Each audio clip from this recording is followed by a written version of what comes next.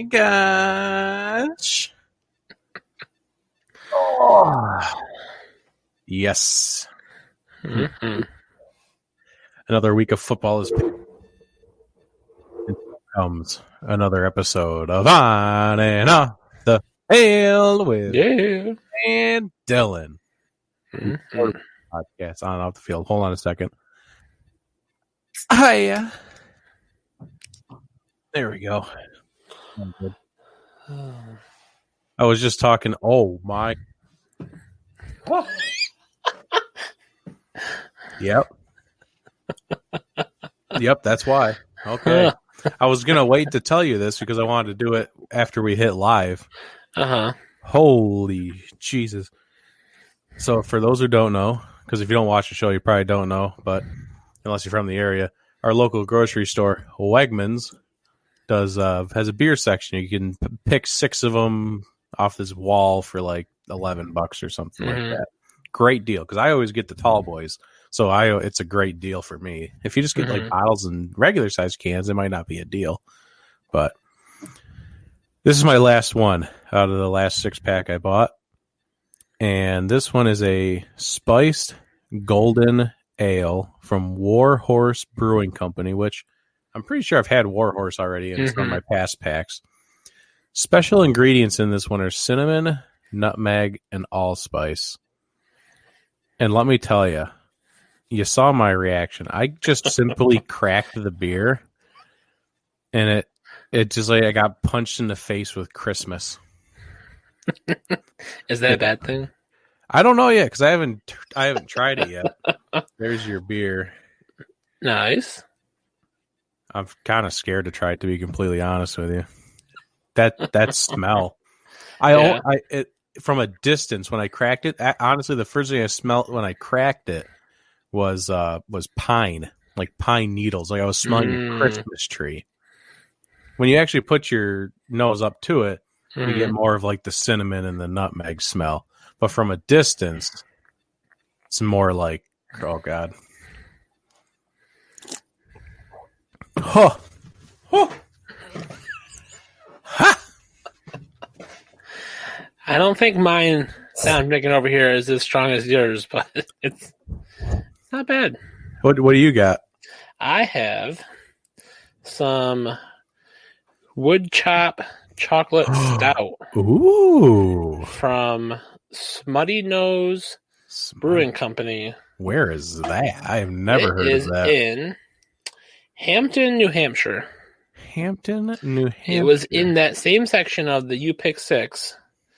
And, you know, I'm a fan of chocolate stout. Yeah, you are. I like that dark beer. And tell you what, it is smooth. I just can't. I mean, the Yingling Hershey's was good. I'll give a hat tip of the cap to the Hershey's, but yeah, stouts, especially chocolate stouts, I normally don't go that direction for my personal taste. Yeah, it doesn't taste too heavy right now, but it's also like super ice cold, so like that's the best time to drink then. So the one I'm really excited for is the one I have left. That is a Snickerdoodle Cream Ale. Oh yeah, Snickerdoodle. That sounds good. Is it Stoneyard or Empire Brewing? I can't remember. It's one of those two, I think, is who makes it. But it was another one that I got there, and I'm like, I saw like the ice cream cone on the side and it said Snickerdoodle. I'm like, sold. Yeah, that's you see that and you're like, yep, you're going in the bag. Yep, right there. So we got a couple people tuned. I saw Benjamin. He tuned in. My buddy Richard. He's tuned in. What's going on, everybody? Drop a comment. Let us know how you're doing tonight. I mean, it's kind of weird, like, because now I do the gaming streaming, so I like to communicate live. But then I have to remember sometimes this is a podcast as well. It's kind of weird when you listen to the podcast and it's like, hey, drop a comment. Like, where? I'm listening. Huh? Yeah. But I also I love it when people commenting during the live show, though. That's always fun. So let's floss real quick. We'll get this. We'll start flossing. So, recommended by 10 out of 10 podcasters everywhere. Better than your toothpaste. That's only 9 out of 10 dentists. Those guys are losers. 10 out of 10 podcasters. You got to make sure you floss. Follow, like, observe, subscribe, and share the show. And Fred can tell you more about that, or Durf can tell you more about that. Yeah. It'll forever be weird. Oh, well, you can follow, like, observe, and share on Instagram, Facebook, and Twitter by searching On and Off the Field or at OOTF Podcast. And you can subscribe to our YouTube and Twitch channels, which we are currently live on in conjunction with Facebook. So check it out. Go back and watch past episodes and other great content on there. Make sure to rate and review the show on Apple Podcasts so we know how we're doing and what you like or dislike about the show. And you can find all of these links at onandoffthefield.com, along with our fundraising efforts, our sweet merchandise, and to learn more about Dylan, myself, and this award-winning show. Yeah, buddy. Yeah. Make sure you're flossing, everyone. Thanks for flossing if you did floss. Appreciate that. We always appreciate that. How did fantasy football go? That's what I was supposed to do before the show started. How's the league going? I was going to check on our the status of our playoffs, because I'm pretty sure we're in the playoffs, are we not? Oh yes, we are in the playoffs because I didn't play anyone this past weekend. Oh, you're on your bye week. Okay. I had a bye week, and I was like, "What is this?" Like, I never had that before. I'm like, "How do I do this?" I'm pretty sure I just lost the first round of the consolidation bracket. I think you might have. I'm just trying to. Our internet's really super slow over here. Our Wi-Fi is super slow in the house. Mine. I'm trying to pull mine up right now. This is not. I'm not going to be able to pull it up. I don't know what's going on with our internet tonight. I think Yahoo Sports updated or something, or Yahoo Fantasy, because it's like it's not the same. Oh boy! So they just changed everything. Yeah. That's not fun. Oh wait, I think I found it now. Dun, dun, dun, dun. All right, let's go to week 14. Was the quarterfinals? Oh wait, I didn't have any matchup. Go to league. Oh, let's see. Swing at 3-0 count. Won against the Bounce Back Steelers. NSAC Express took out Chenault Staines. So I believe I'm taking NSAC Express. And I think it's Brandon from Strikeout. I think so too. Pretty sure. And then Ryan's Rockers will get Swing at 3-0 count. There you go. So that'll be the semifinals. Let's see. Your parents actually had a bye this week. Wow. In the consolation quarterfinal. Oh, in the consolation. Oh, okay. Yeah. No. Both brackets had 2 bye weeks. Or 2 bye teams. Call Me Whiskey Breeze took out To Be Blunt. And the Minshews took out the Jockstrap King, aka you, with a 138-101. I'm pretty sure the Minshews is Allen from Strikeout here. So they're kind of rolling over there at Strikeout here. So yeah, it was your parents and 6 Feet from a Homies were on the bye this week for the consolation quarterfinal bracket. All right. Yeah. Well, congratulations to all. I mean, I've virtually just stopped playing fantasy football in all of my leagues. I just kind of make sure there's people that aren't like injured, at least in my lineup, and I just let them ride. I'm not doing the matchups anymore. I'm just kind of like, whoever's in there's in there. Good luck. My season's over. It's been over for a while, but it's just one of those years. This might affect me going forward. Yeah. Fantasy football wise, I don't know how much I'll be playing. The podcast will forever reign, but outside of the podcast, fantasy football league, I don't know how much else there'll be. Right. Alrighty. I'll give you a quick update because you probably can't really see it. We are once again tied. Yeah. 133, 72-1. Me taking those Cowboys. Wow. Why does that seem like a lot of games? How many games are there in a season? 256? 256, yeah. So that's 206? 205? I couldn't tell you. 133, 72, and 1? Yeah. So 206. 206. Okay, so you got 50 more games to go. Yeah. Wow. This is exciting stuff. Coming down to the wire. We still don't know who the loser or the winner is going to get for this. We haven't decided. I have some thoughts rolling around in my head, but we'll have to see what happens. Plus, it'll be like it'll be right in the middle of wintertime, so I'm thinking like a running around in the snow in a Speedo kind of thing could definitely be in play. That could be 100% be in play. We'll see. Give us some ideas in the comment section. Oh boy! Oh hey, it's Dark Sage. I wasn't on the comments, so I'm just seeing this. Oh, okay. He has an interesting sports question. He always has an interesting sports question. He came in here last week saying he has an interesting sports question. Dude, let her rip. Let us know the sports question as we go into NFL news, which is limited, which is what we want. We want that, though. That's fine. Because we'd rather just talk about the game. Yeah, we want to talk about games. Mm-hmm. That's what we're here for. But, we should let you know about the news at least. But right before we do that, Dark Sage just got done typing. Let's see here. At times, teams like the Bears have lost their way in terms of being competitive and building a team. They tend to use ideas that are outdated and or stuck in a bygone era. Do you guys think a team like the Bears should follow the St. Louis Cardinals approach of building a team? The St. Louis Cardinals?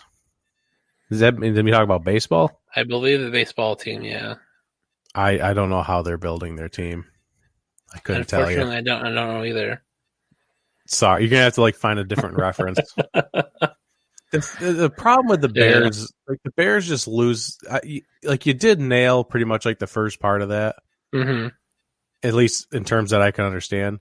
The Bears' identity is supposed to be strong, hard-nosed defense, like monsters of the Midway. They're supposed to just be you can't get past us. Mm-hmm. And then they're supposed to be a ground and pound team where they, if they do pass, it's going to be off of play action or it's going to be short passing, some kind of screen, something like that where they still dominate the line of scrimmage. Mm-hmm. But then they get stuck. They just get stuck in this way of they don't care about their defense. They just put the defense on the field, and I feel like the play calling is not good. I feel like it's kind of lackluster on the back end. And then for the offense, they're trying to push down the field.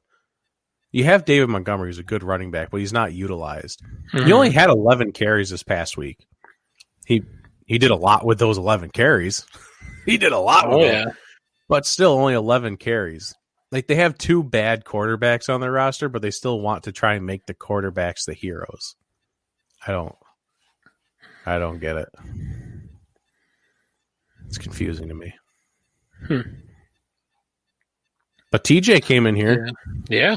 TJ went and dropped a share bomb for us, but this isn't Green Man Gaming. Hey, whether it's a share bomb for Green Man or for on and out of the field, we appreciate all share bombs, and we appreciate our boy TJ, who is Whiskey Pro Gaming over on Twitch, and I'm pretty sure he has a podcast too. And right now I'm blanking on it. I think it has something with a dad. Gotta let me know about that. Let's see here. Dark Sage, they tend to do the model I think other teams should follow, but smart, strategic, and everything to do. St. Louis does not have the biggest budget or the best players, but they value long-term success and find players who complement each other rather than just often sign the best players. So getting the most out of what you can afford. So they're moneyballing it, basically. Yeah. That movie with Brad Pitt. Mm-hmm. So basically, that's what they're going to try and do. That's the problem they've had for years. They don't have good talent scouts. Mm-hmm. The Bears haven't brought in decent talent for a lot of money for a little money in years.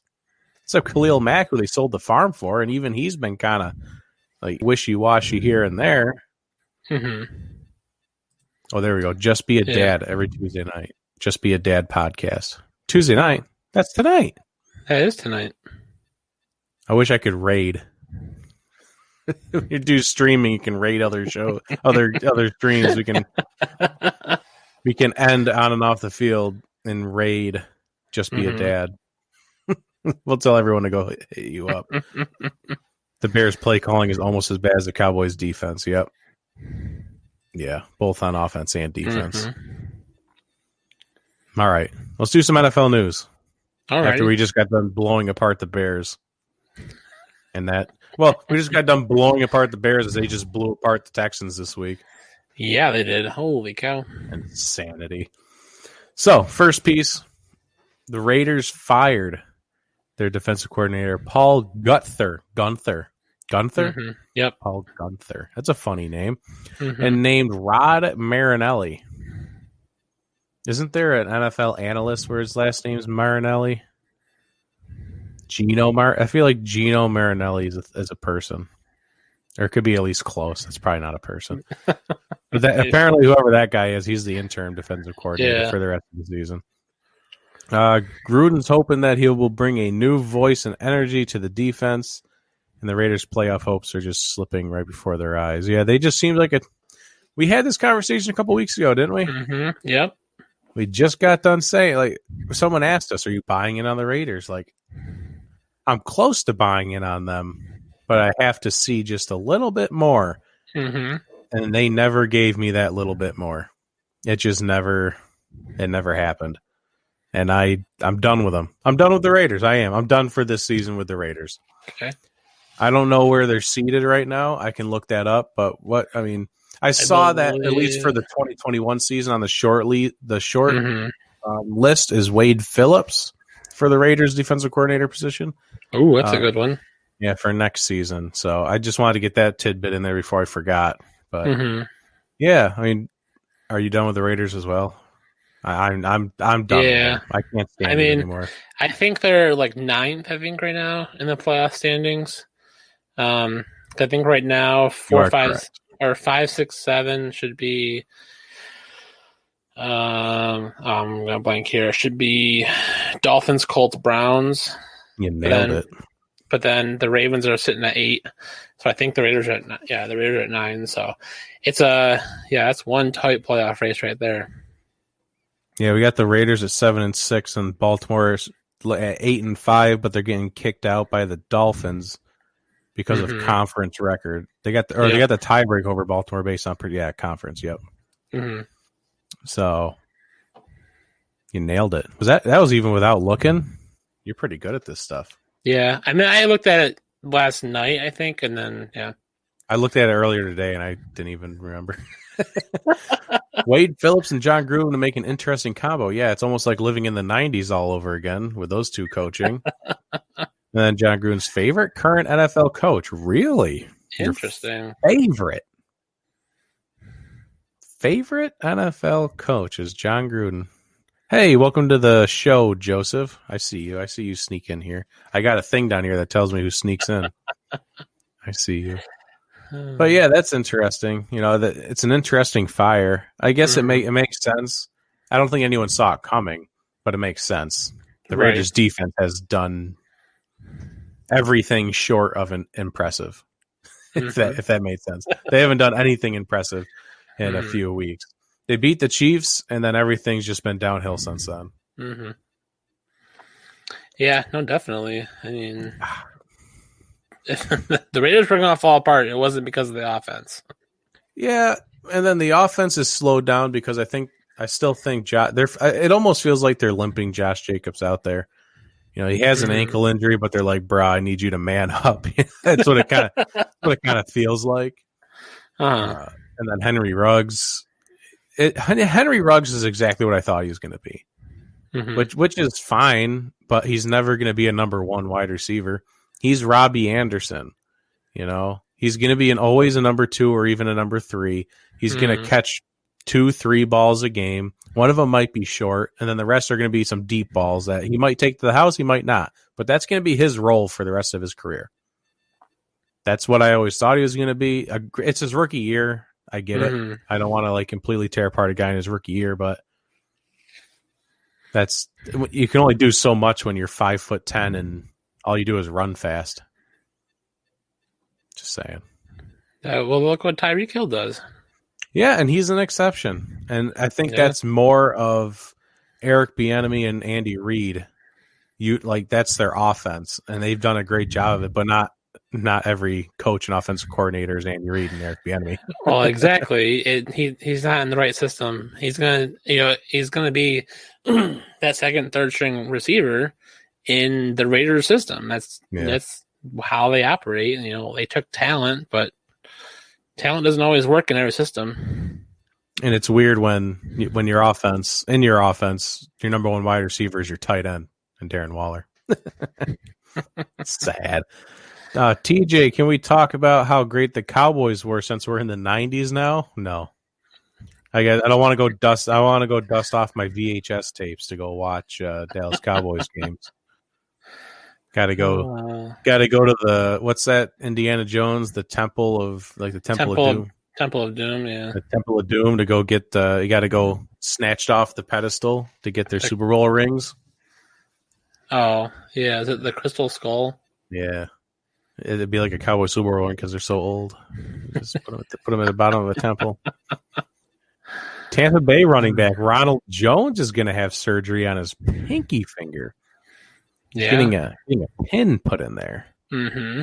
I saw this earlier, but right alongside of it, I saw that they said he's not going to miss any time because of this.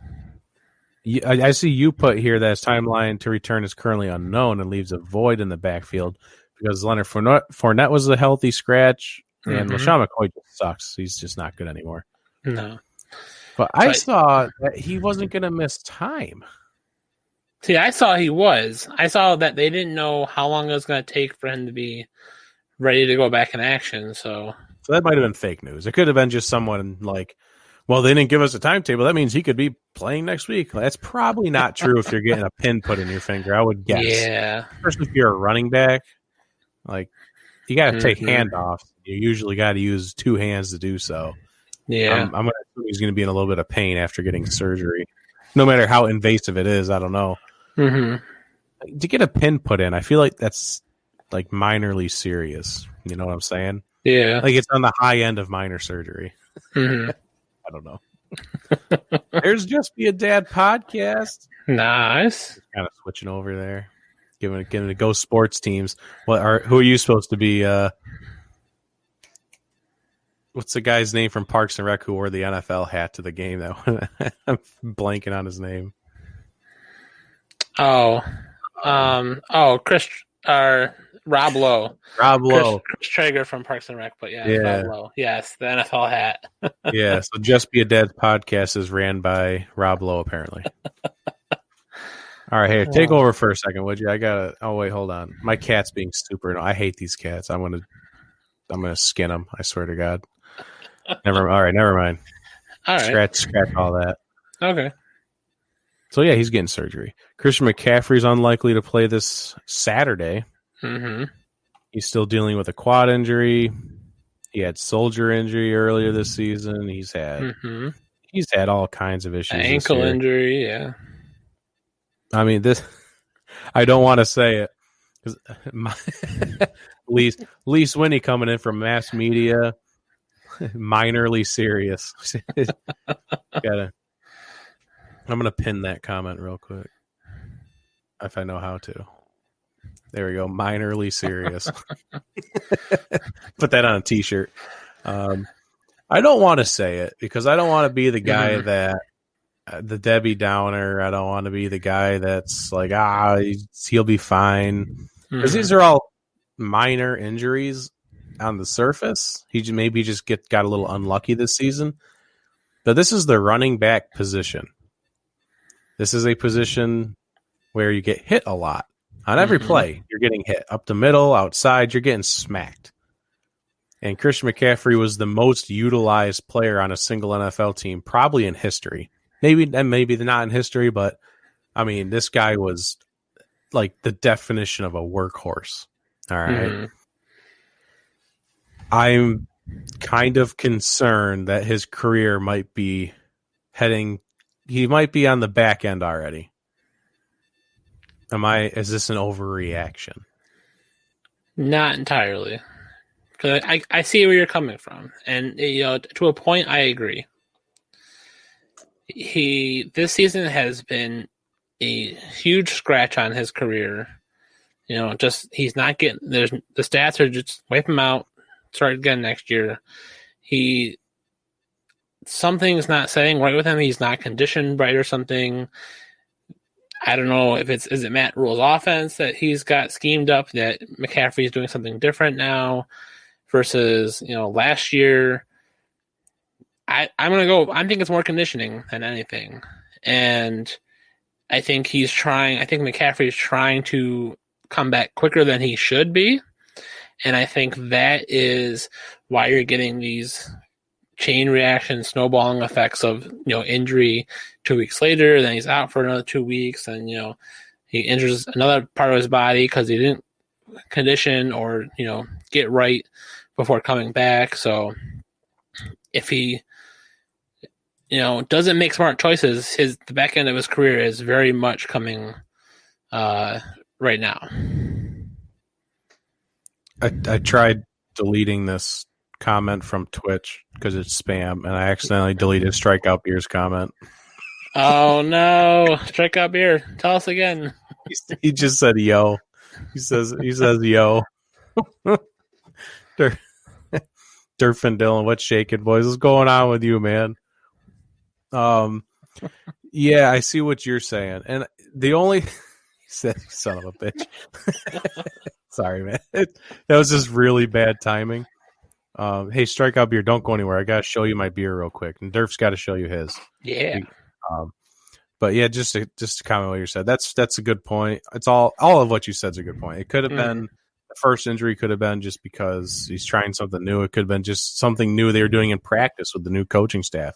It could have been a number of things, and then it does feel like every single time he had an injury, it's like, oh, wow, that's going to sideline him for 5 to 6 weeks. All right, I'm ready to go. It's only 2 weeks later. Like, oh, hey. And then, he goes out there and something else goes. He's not conditioning properly, I don't think. And then after all the usage that he had in his first 4 years, however long he's been in the league, it's just been too much for him to handle. I don't know if his body's literally just not recovering enough anymore. Like he's an old man. He's just at the point where his body has been broken down and used so much that he's already just, I can't do it anymore. Like, will Christian McCaffrey be the next shocking retirement? Like after next year, if he has another year like this, will he come out and just be like Andrew Luck, I'm done? That'd be shocking. That would be very shocking to see a running back do that. Yeah. He's making so much money right now. He'd probably just take the injuries and get paid. That dude's making bank right now. Yeah. Strikeout Beer says no, he's not retiring. Yeah, I know. It's kind of. I'm not saying that he is. I'm just saying, like, what if he has another season of injuries and he's just done with it? It's not like he'd be the first guy to retire because of injury. We never thought it would happen to Andrew Luck, but he retired because of injury. So I'm just saying, if he goes to another year like this, just saying, you guys are shock jocks. What's that supposed to mean? Maybe I don't want to know. Oh, we gotta show him the beer. Oh yeah. So this is Bizarro. I got a spiced golden ale from Warhorse Brewing. It's got special ingredients of cinnamon, nutmeg, and allspice. I cracked it open, and it smells like a Christmas tree. It smells like a Christmas tree, and it tastes like something. I don't know what, but it tastes like a lot of something. It's a lot of spice. A lot of something. Yeah. So Dylan's got that, and I have wood chop chocolate stout from Smutty Nose Brewing Company. And let me tell you what, that is some velvety chocolate right there. That is delicious. Yeah, I feel like they'd like that one. Hey. Oh, he says gross to my beer. This is a very selective beer for sure. Kind of on the realm of, if people that make fun of people that drink craft beer, they're like, why do you eat grass? It's kind of like this. Like I get it. I understand why people say that.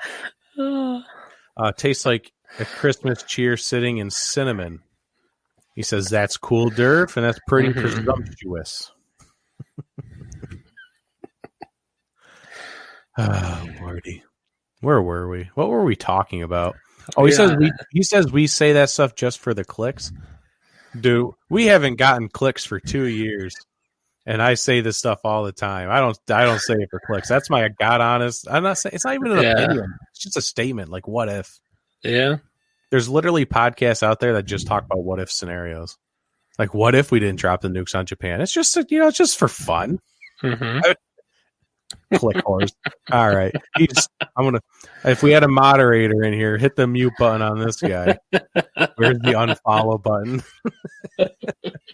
Don't worry, you don't have to unfollow. I'll just remove you myself. Get the bouncer in here. Oh, God. Hey, this is a fun one, though. Yeah. Mike Glennon has officially sucked so much that they're actually bringing back. I wish I had some music. Dun, da, da, da, da, da, da, da, da. The Jockstrap King has returned. Oh, my God. Oh, yeah. Gardner Minshew's back at quarterback for the Jaguars. He will be the starting quarterback in next week as well. He came into this game in the third quarter against the Titans. He played okay. I don't know what his stats were, but, I mean, he threw a touchdown pass, I think. I don't know his completions to attempts, but I think he had about 170 yards. Let's go passing. to the tape, Bob. We're going to go to the tape, Bob. Versus, I think Mike Glennon's like 90 in the first half, so. Pretty close. So 13 to 23 for Mike Glennon for 85 yards and an interception. And then Minshew, 18 of 31, 178 yards, 5.7 yards per attempt, and 1 touchdown pass to Keelan Cole. Nice. Yeah. He's doing his best. That's all we can ask. All I can ask for. With the daggone Jaguars. Hey, it's Rod. Hey. Of the Rod Peterson Show on the Game Plus Network. Yeah. I nailed it. Nailed it. Nailed it. What's going on, Rod? How you been? The Rod Peterson Show has been busy. Tell you what. Yeah, I've been watching the Instagram stories. It's been busy. Those guys are soaring like eagles over there. And we're flying like canaries who had their wings clipped. right on cue to strike up here with the "You're doing great." Yep. Oh. Doing great. Merry Christmas, gents. Missing hockey. Merry Christmas to you as well, sir. Happy holidays. Merry Christmas. Season's greetings. Happy New Year. Happy Hanukkah as well as our boys over at Strikeout Beer. They've been saying Happy Hanukkah to people. So nice. I feel like we need to include everyone. That's smart. Yeah, definitely. Missing hockey. Did the Krakens play this year? No, next year. Damn it. So I have to be a Penguins fan for one more year. Yep. But they have a name on their arena now. Do they? What is it? Is it Lumen Arena? No, it's like something like Climate something. Oh, God. Arena. Climate something. It seems very environmentally friendly title. But I can't remember what it was, but I know it's in bright green. I kind of hate the fact that we gotta, like, all the stadium names are like sponsored things. Like, I just want the stadiums to be named something cool. Like the Seahawks have the Hawks Nest, like, section of their stadium. Right. Why can't the whole stadium just be like the Hawks Nest? Like, I'm going to the Hawks Nest, like, to watch this. Like, that's cool. But I realize, like, we have to make money here, so I get it, I guess. Need sponsors. Everyone needs sponsors. Yeah. Strikeout Beer, staying with us. Not sure how great we can be doing a weekly hour show. Yeah, we just clipped ours from 2 to 1. So it's all about having fun, Happy Hanukkah. Yeah, who knows what's going on with, hockey's. I want to watch more hockey. Yeah. I do. I feel like I would enjoy it. I think it'll help once the Kraken get here. Because I've never been, like, emotionally tied to a hockey team before. So with, like, having a Seattle team now that I can follow, I feel like that'll help me get more into hockey. So we'll see. There you go. We'll see. So I did just look it up. It is the Climate Pledge Arena. Climate Pledge. Yeah. Okay. And it is in neon green for climate and pledge, and then arena is in neon blue. So it looks pretty lit. Yeah. It's lit. Didn't bank. No.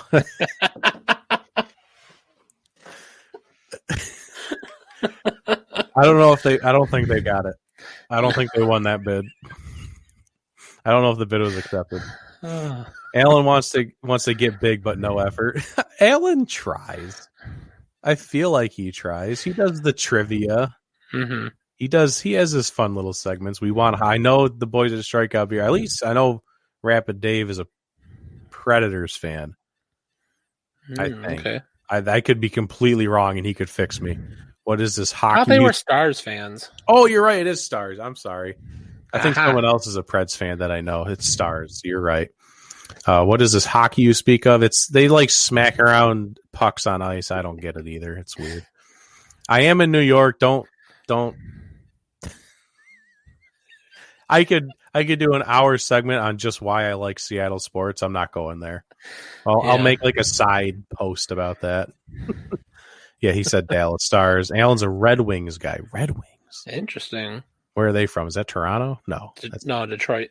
Detroit? Oh, that's right, because he's a Lions fan too. Okay. That makes sense. Mm-hmm. All right. We got some off the field stuff. Yeah, we do. As always. And big announcement. I'm flipping over.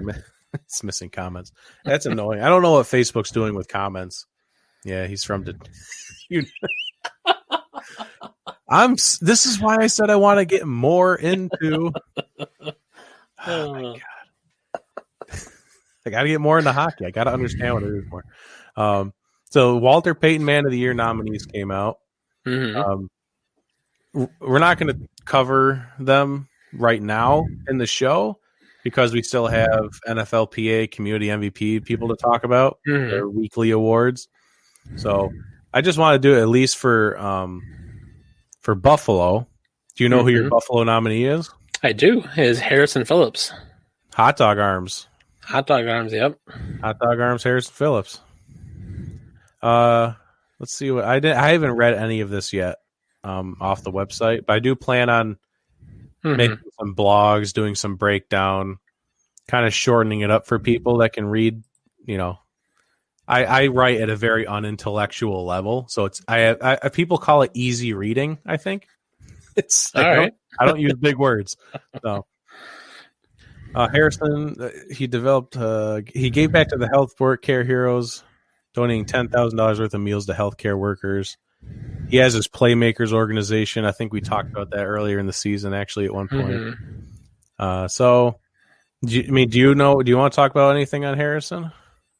I mean, the only thing that I really caught on to is, he does a lot with special needs kids. Like making sure like they have the ability to be active and, just help them live a normal life as much as they can. So like I don't know, I find that really, on a positive note for someone like him to do that. So, yeah, and I think that he won, or he won. I don't know if that's the right word. He got the NFLPA Community MVP Award one week because it was that drive-in movie theater he did. Yep. For over 100 kids. It was during a Halloween season that were all special needs. He was a keynote speaker for the 2020 Special Olympics in New York for the Winter Games as well. So, yeah, like you said, doing a lot for the special needs community. So if you want to find out more about that, you can go to NFL.com/honors/man of the year. You can find all of them, and I'll keep you up to date on what I write up as well. We'll see. We got a lot of people in here tonight. We got 9 likes. Nice. A couple people tuning in. Josh just showed up. Yeah. Unpreparedness is why Brandon tunes in. Yep.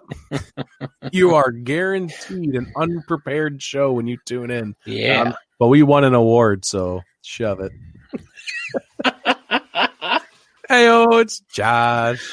What's going on, Josh?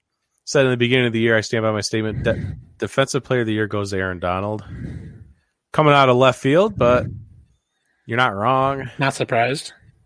I mean, God, that's a long conversation. Hold on. These guys that get nominated are doing great things in the community. It's fantastic. Yes, 100%. I love this time of year. I mean, last year I spent hours typing up stuff about Man of the Year. So hits me right in the feels thinking about it. Dude, if you just last year when I read through all these people's like their nominations and what NFL.com had on the website, there was a couple of them that I read. Like I literally it dang near brought me to tears some of the stuff that these guys do that you never hear of. Like and the lack of coverage. I know NFL Man of the Year, the Walter Payton Award is a big deal. I know, like, all the time ESPN NFL.com, they talk about it, but they never go into detail. You very rarely hear about it. And, like, you got from Atlanta Falcons, Steven Means. I can almost guarantee nobody even knows who Steven Means is, what he's done. And unless it's brought to them, like, on a silver platter, they'll never read about it. Right. So that's what we try to do. That's, we try. So maybe not on a silver platter. Right. It's like maybe bronze, copper. I was going to say paper, but aluminum. Okay. We'll go with paper on a paper plate. You're getting all of your off the field news. 6 million views every day. Oh. Hey, Sonic Mation 49 from YouTube. What's going on, man? We had our first YouTube comment last week, and now we got a second. Nice. We're growing. It's because they ain't making money on it. Yeah, no, you're right. That's very true. NFL doesn't make money on Man of the Year stuff. Our actual off the field MVP. Just get off topic as we do. Hayden Hurst of the Atlanta Falcons. I love this one. Because this is my platform. This is what I like to talk about when I do talk about things. Where do I start? He's publicly shared his battle with depression multiple times. Hayden Hurst has talked about his battle with depression constantly, and it's led to more than $45,000 being raised to implement mental health programs in schools, and more than 50 people being referred to treatment facilities for help. Where do I want to start? Here's that unpreparedness part we were talking about. The flood of support during the past week generated that $45,000 in donations to the Hayden Hurst Family Foundation, which raises awareness of mental health issues in children and adolescents by funding mental health services and programs. A portion of the funds were used to refer 50 people to those treatment facilities. Where's his story was in here somewhere.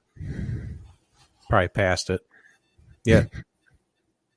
On December 3rd, there was a video and an article by the Atlanta Falcons where Hayden Hurst spoke about his struggle with depression, the misuse of substances, and his attempted suicide in 2016. The video has been viewed nearly 7 million times on the Falcons platform alone and reshared by countless others.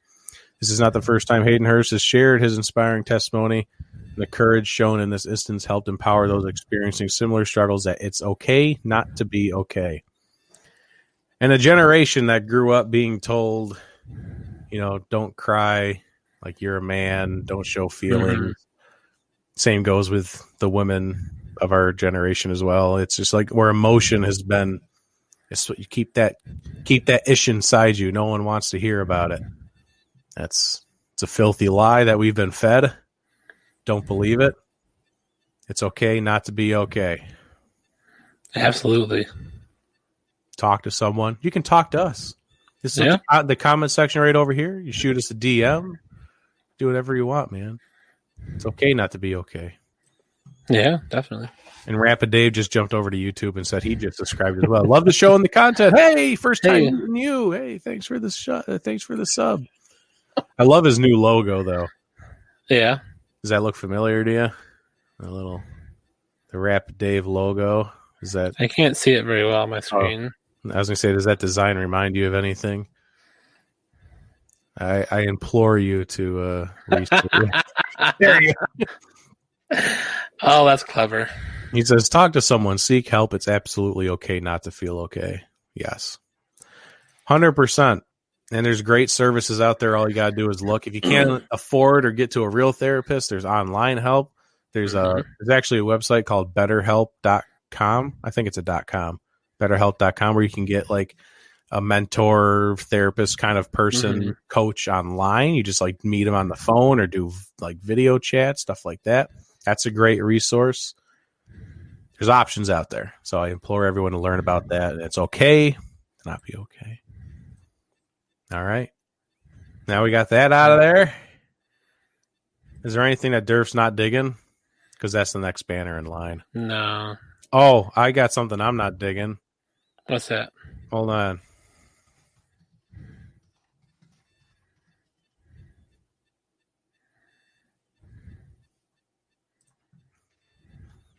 Looky here, folks.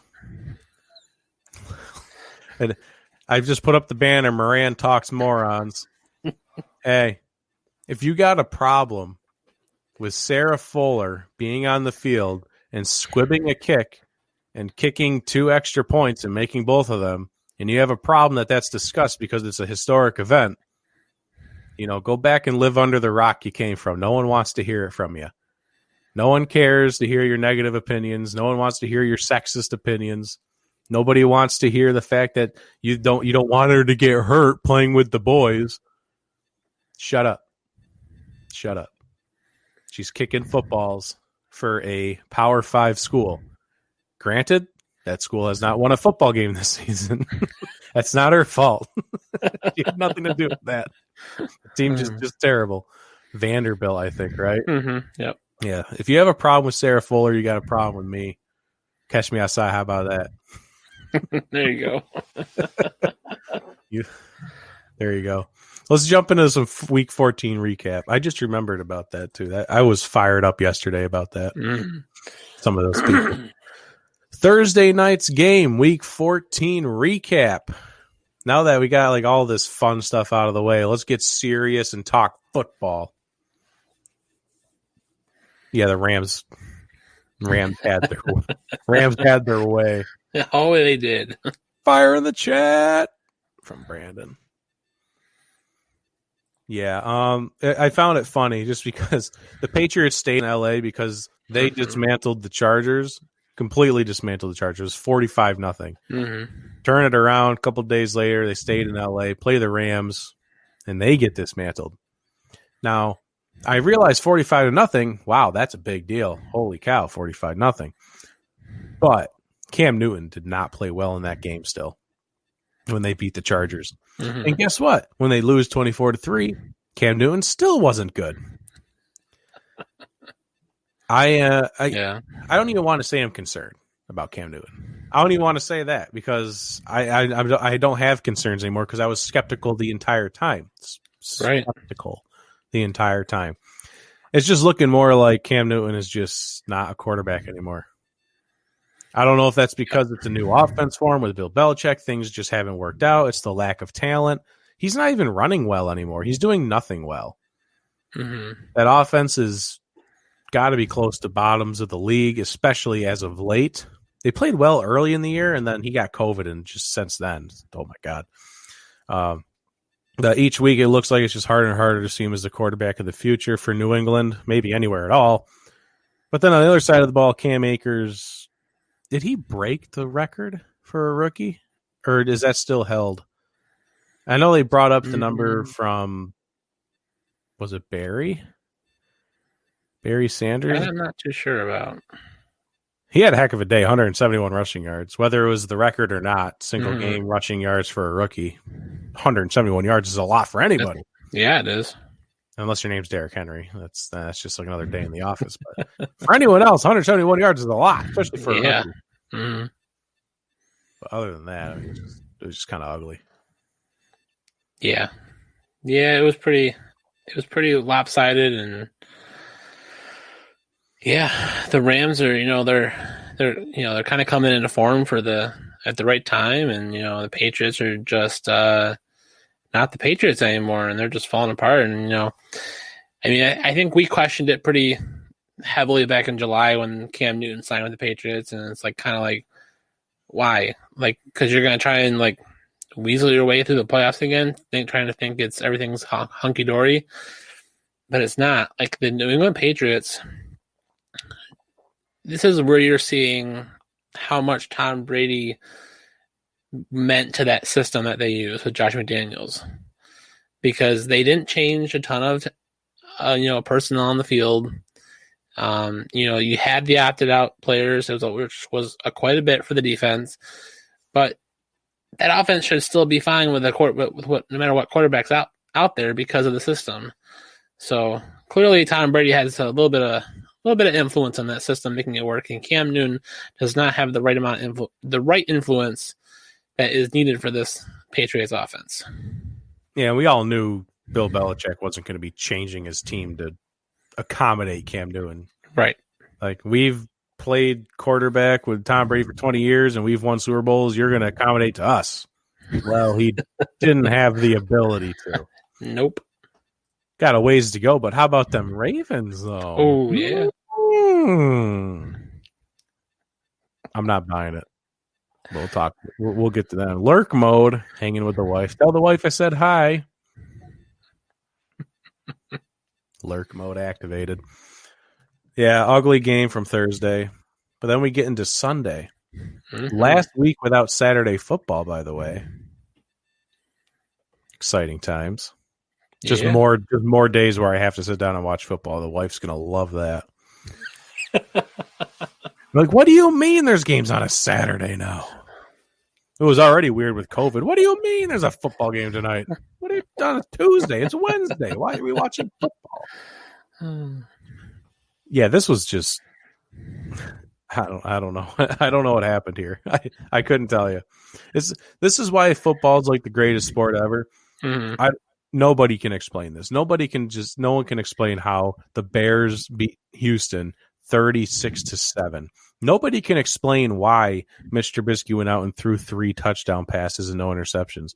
David Montgomery gained 113 yards and got a touchdown on 11 carries. Deshaun Watson got sacked 6 times. The leading receiver for Houston was a guy named Chad Hansen. Who's Chad Hansen? He had 7 catches for 56 yards. Who's Chad Hansen? Who is that? No clue. I can almost guarantee this guy's never caught a pass in an NFL game before today or Sunday. Mm-hmm. That might be wrong, but I've never heard this guy's name in my entire life. Yeah, this game was I didn't see any of this game, but I was keeping track of it, watching some of the other early games. Wow. Yeah. Some of the little highlights I saw, the Chicago just went to town. That a day. They just decided, you know what? We're sick of losing. Let's just play football today. Just once. I feel like winning today. Let's do it. Like, and it's why they went 5-1 to start the season. They know how to play football. They know what they're doing. Yep. To some degree, this team knows what they're doing. The defense is not terrible. They still have Allen Robinson. David Montgomery is a good running back, but they can never put it together on the field until today or Sunday for some reason. 36 points. The defense had 6 sacks, like I said. Just everything went right for the Bears. They just clicked on all cylinders. And the Texans, complete opposite. Time for a rebuild in Houston. That team is a mess. I heard one guy trying to argue that that's an intriguing coaching position to have. Like, this is a good job. This is a job you want. You have Deshaun Watson. You can do whatever you want. You have no draft picks for the future, at least for the next 2 years. You have almost nothing. You have no capital. You have no cap space. You have no draft picks. You have nothing, sir. You win nothing. Good day, sir. That is Willy Wonka, for those wondering. Houston is hot garbage, and Deshaun Watson's stuck there. He has to just deal with it because he got paid. He ain't going nowhere. Nope. He ain't going nowhere. It's still lurking. Lurk with a beer. God, what a game. Yeah, I didn't watch much of that game either, though. Just red zoning it, Yeah. They show me things. I just watch highlights here and there. Dallas and Cincinnati was another bad one. Mm-hmm. It was just turnovers. That's all it was. The Bengals lost 3 fumbles on their first 3 drives. One was returned for a fumble 6. And I'm pretty sure Dallas scored off of at least one other of those fumbles. Mm-hmm. I looked at the stats. No stats jumped out at you. Like, no one played particularly well in this game, but a lot of Bengals played poorly, hence the fumbles. But, Andy Dalton threw 2 touchdowns, and outside of that, I mean, it really wasn't nothing that you can go, wow, Dallas has really turned it around. No, it was just they took advantage of the turnovers. The defense played well. Mm-hmm. The offense still struggled at times. Zeke Elliott is just... We just got done talking about Chris. Let me just get this out here again. We say it almost every week. Don't pay your running backs again. Don't pay them. You use them up, you chew them up, you spit them out. That's the harsh reality of the NFL. You do not pay your running backs again. I thought Christian McCaffrey was the exception. I was even wrong there. Alvin Kamara is looking like an exception. He's playing still. He's playing well. Mm-hmm. But Zeke Elliott he got paid, and he hasn't done a dang thing since he got paid. Trust me, he's on my fantasy team. He ain't done a dang thing. That's why I'm like 4-9 or whatever my record. That's what he gets for holding out. Yeah, he got paid, but he is playing like hot garbage. Hey, it's Ryan Francis from the Let's Do a Podcast. Nice. I think that's the name of it. I'm pretty sure that's the name of it. I'm like 99% sure.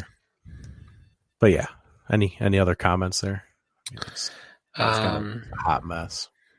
Yeah, Dallas survived a hot mess express over the Bengals. I think if Burrow was playing in this game, the Bengals probably would have made it 10 times closer, if not won this game. 100%. There's no more offense. There's no before, like Joe Burrow's getting 300 yards a game, 250, 300 yards passing a game. I don't think they've had an offense like that. This dude will bring this team wherever he wants to bring them. Joe Burrow's that talented. Mm-hmm. Hopefully he comes back healthy. Hopefully, yes. You know what's funny about this is I in my betting article that I write now weekly, I pick 3 games and then I pick like 3 bets off of those games. I took Cincinnati to beat Dallas because my main reason was because of their turnover margins. Dallas was producing a lot of turnovers. They were giving the ball away. Cincinnati was not giving the ball away. That's literally what I wrote about. And they give up 3 fumbles on their first 3 drives. Yeah. This is why I don't bet, folks. This is why my betting article is called Non-Better's Guide to Betting. So take my article with a grain of salt.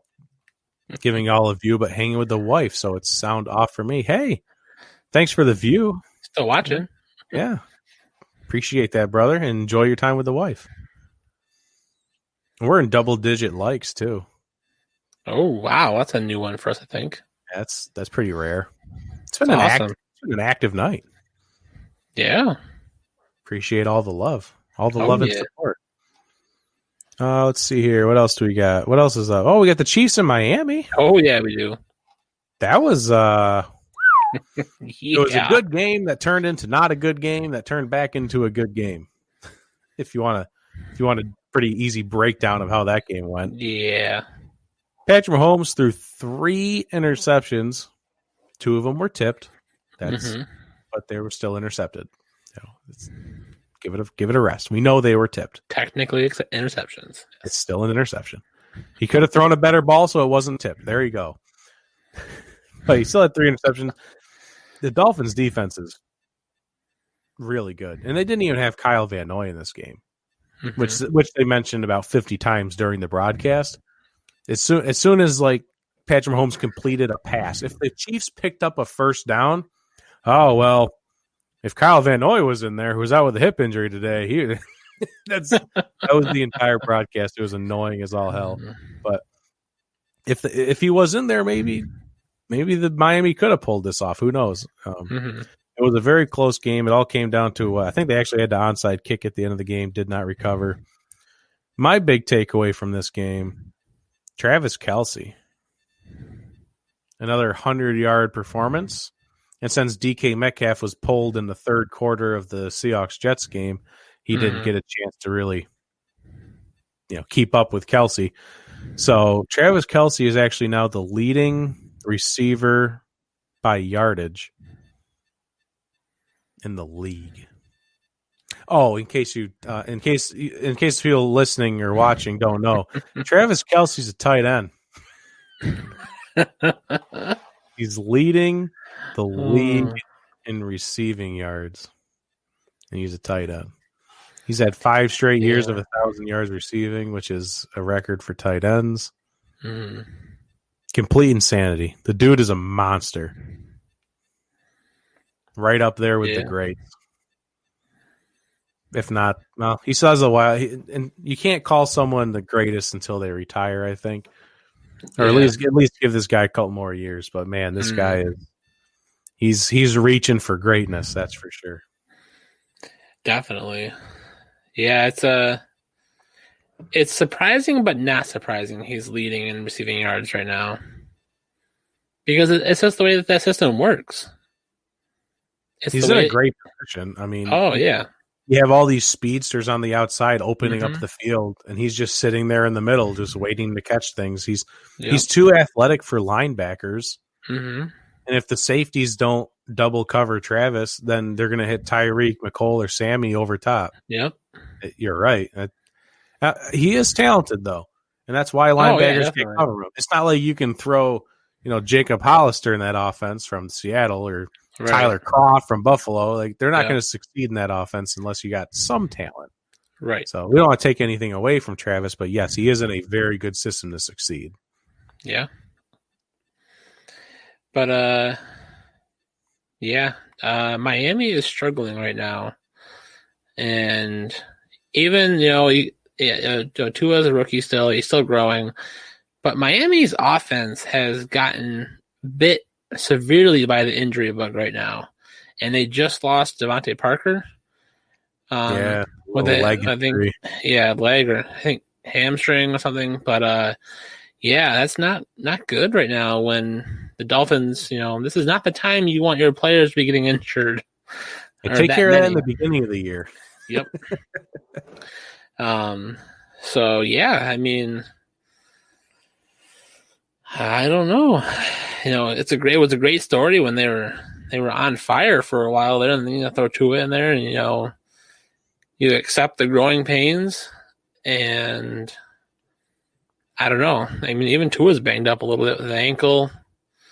So, I don't know. It'd be interesting to see how the Dolphins finish the season off. They are in the 7th spot right now, like you said earlier. But, with all the injuries, the way things are just going, Tua hasn't, like you said, growing pains. This is rookie year.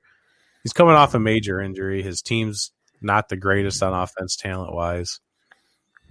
I don't know. Even if they make the playoffs, it's obviously a one and done. I would think, right? I think it's as far as that defense will take them. I'm not sure if the offense can keep up with anyone, especially in the AFC.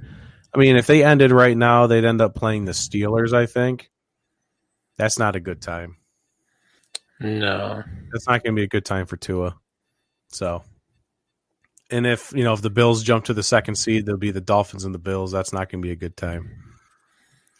If they make the playoffs, they'll be out in the first round. Yeah, TJ just took the words right out of my mouth. Yeah. What else we got on the docket? The Cardinals beat the Giants. Yeah, I was a little surprised, but not surprised or more shocked about Arizona's defense. Holy cow.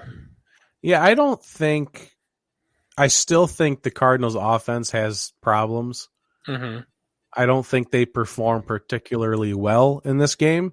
But, that Cardinals' defense, the Cardinals could have scored 8 points and would have been fine. Obviously, the end score would have been 8-7. That's not really what I'm saying. The offense could have had a worse day than they did because of what the defense was able to do. Hassan Reddick, 5 sacks, 3 forced fumbles in this game. That's a hugely impressive stat right there for one person. Like, I'm pretty sure they said that was the franchise record for most sacks in a game. Yeah. I'm pretty sure that beats a lot of franchises' single sack records for a game, single game records. I wouldn't doubt it. Yeah, not just the Cardinals. 5 sacks, but it's not. You have to it's the 5 sacks. That's amazing. And then when he gets those sacks, along with other tackles, it's 3, 4. So he's getting the ball out too. What a performance! I'm pretty sure he went up against the rookie Andrew Thomas in this matchup. Andrew Thomas. I was this close to giving him praise last week because he played very well last week when they played the Seahawks. He's been playing well recently. Yeah, Hassan Reddick took him to town. Yeah. That's the kind of performance that'll get you benched. But they're not going to bench him. This Giant season's over. They're just going to ride with it. Yeah, that's about it for that. There's really nothing else to talk about. Giants suck. Well, they sucked. I thought they were going to put Colt McCoy in at some point. I thought at the half, with the way the offense was performing, that they might put Colt back in there. See if they can get some kind of a spark, but they just wanted to ride Danny Dimes. That's fine. Boy, oh boy. This one's going to hurt some feelings. Got any Vikings fans out there? Any Vikings fans want to speak for your team or forever hold your peace? Dan Bailey. Oh. Dan Bailey, come on down. He left 10 points off the board. Still, it would have only been 26-24 as long as, the Vikings weren't in position to kick a game-winning field goal at the end of the game to maybe win it 27-26. Yep. But, yeah, he left 10 points off the board. That's not good. 3 missed field goals and an extra point. That's really... Tampa didn't... the Vikings were in control of this game from the start. They were running all over Tampa. Kirk Cousins was slinging it. They got 6 points. They got the touchdown, missed extra point. All right, it's fine. It happens. They continue to dominate the entire first half. Missed field goal, oh my God. And then Tampa Bay just slowly works they start clicking on offense. And all they needed was one touchdown. They took the lead, and then they just steamrolled from there. Dan Bailey gave Tampa Bay momentum. I believe that, because after every missed kick, they're just like, all right, we're still in it. Let's go and do it. And they just started clicking. Boy, oh boy. Yeah. It was Dan Bailey not making those kicks is what more than likely helped this defense, start to show, the level of performance that we expected out of them, because they've been struggling a little bit lately. Oh yeah, and that was a give me confidence booster from Dan Bailey. He gave them a nice Christmas gift. Yeah, all the momentum. Dan Bailey was just like, yeah, here you go. I'm going to shift my own team's momentum, because they were dominating time of possession. Yardage. For the Vikings offense was just doing whatever they wanted, except scoring touchdowns. When they got near the red zone, they couldn't quite punch it in. But that's just sad. I would say Dan Bailey single-handedly lost that game, because Dalvin Cook still went over 100 yards rushing. Man, this is shocker number 2 of the week. I didn't see this one coming. This ended up being like pretty close to a game of the week if the Ravens-Browns game didn't happen. Drew Lock. Does anyone know who Drew Lock plays for? Anyone out there? Does anyone remember the team that Drew Lock plays for? Yes, that's the Denver Broncos quarterback, in case anyone forgot. Drew Lock, the egregious 4 touchdown passes on 20 of 27 passing for 280 yards. 2 of them went to KJ Hamler, 1 to Tim Patrick, and another to Nick Van Nett. This, folks, this was John Elway's wet dream. This is what he wanted. This is what John Elway envisioned. An explosive offense using rookie wide receivers that they drafted, KJ Hamler, Tim Patrick. I'm pretty sure Tim Patrick was drafted by them 1 or 2 years ago. This is what he wanted, and it happened for one game. It happened. This will cement. This single game will cement next season, not changing anything they do. Yep. They'll put this one on film and be like, look what we can do. It can happen. So we're not going to change anything. That's this. I guarantee it. So Drew Lock will be the quarterback moving forward. They might beef up their secondary, get some offensive line help, and that's all they'll do in the offseason, and it'll just be another disaster moving forward into 2021. Calling it right now. This is not sustainable. Right. They haven't done this all year. They haven't done it all year. Granted, there's been some injury problems. They haven't shown that they can produce this on a weekly basis. And maybe they start clicking. If they finish the season like this, I'll bring it back up again. I'll have this discussion again. But they haven't been able to do it.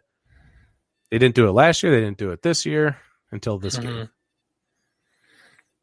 Yeah, I mean, I didn't see much of this game at all, but I was very surprised, seeing it in the third, early fourth quarter, and I'm like, wow, what is Carolina doing? Like, I was like surprised because we both picked Carolina to take this game, and I was like, what? How were the Panthers not winning right now? I mean, they came, they worked their way back to make it close-ish, but yeah, I mean, I think the biggest storyline here is that Denver offense, and I don't know. You can't explain it. No one can. I mean, because this was the other game that I put a bet on. Well, I wrote about. I said it was going to be the under at 44.5. Because Denver has scored over 22 points 3 times this year. We're in week 14, folks. Well, now it's 4 times, but it was 3 times previously. Their offense has been anemic. So it is shocking. And then, I picked the under because Carolina was missing DJ Moore, Christian McCaffrey, a couple pieces. So I didn't think they'd be able to produce offense as well, which they didn't for the most part. They scored some points late, but I saw it's another bet I lost. I went 0-3 on the article in case anyone was wondering. It's great. It's a real winner right there. But, yeah.